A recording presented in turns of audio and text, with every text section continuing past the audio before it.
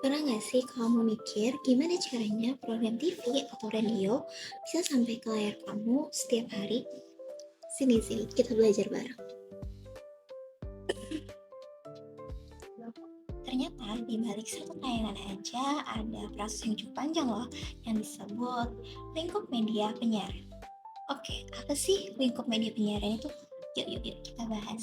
Pertama, semuanya dimulai dari perencanaan program dan juga konten. Yang mana tim penyiaran harus riset tren, analisis audiens, sampai nentuin format dan jam tayang. Biar kontennya apa? Biar kontennya relevan dan menarik. Jadi, kontennya nggak bisa asal bikinnya, karena semuanya harus sesuai dengan kebutuhan penonton. Habis itu ada apa lagi nih?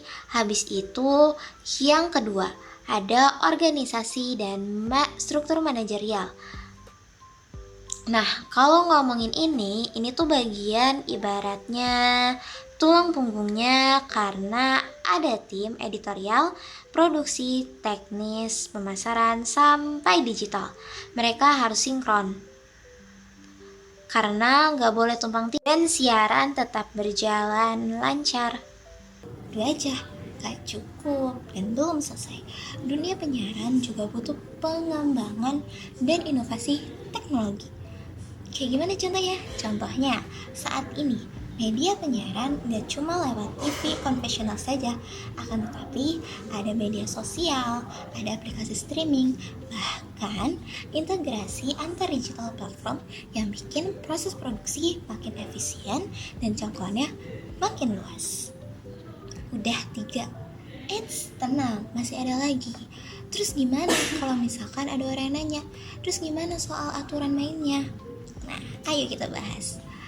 Disinilah peran regulasi etika dan pengawasan kualitas, yang mana setiap lembaga penyiaran wajib patuh sama hukum, kode etik jurnalistik, dan juga standar siaran.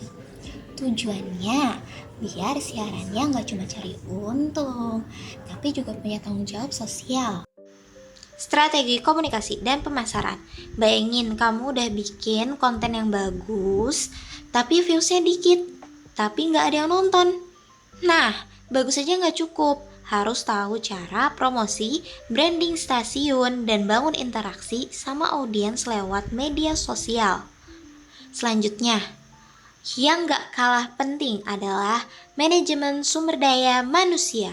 Karena di dunia penyiaran, sumber daya manusia adalah aset utama, mulai dari rekrutmen, pelatihan, sampai pengembangan kompetensi. Semua berpengaruh ke kualitas tayangan yang kamu nikmati. Udah baik juga ya ternyata. Tapi tenang aja, ini terakhir kok. Janji guys, ini terakhir. Terakhir ada pengawasan dan evaluasi, di mana setiap program dievaluasi lewat rating, share, atau audiens digital seperti views dan durasi tontonan. Tujuannya buat apa? Tujuannya supaya lembaga penyiaran bisa terus berbenah dan ngasih tontonan yang makin berkualitas. Jadi sekarang kamu tahu kan dunia penyiaran itu nggak cuma soal tayang di layar saja atau yang di depan kamu lihat saja. Akan tetapi tentang strategi, teknologi, manusia, dan tanggung jawab sosial yang ada di baliknya. Sekarang kita jadi makin tahu kan tentang ruang lingkup media penyiaran dan apa saja yang ada di balik penyiaran itu sendiri, baik di TV maupun di radio. Di balik layar yang kamu tonton ada kerja keras luar biasa untuk satu tujuan, yaitu menyampaikan informasi, hiburan, dan inspirasi untuk kita semua. Jangan pernah semangat.